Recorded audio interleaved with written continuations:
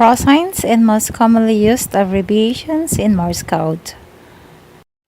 PROSIGNS or procedural signals are shorthand signals used in radio telegraphy.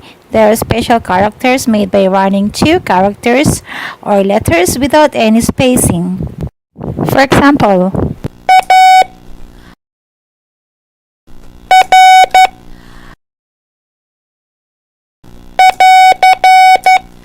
Alpha Radio, dida-dida-dit. Alpha Romeo is a PROSIGN for end of transmission or end of message.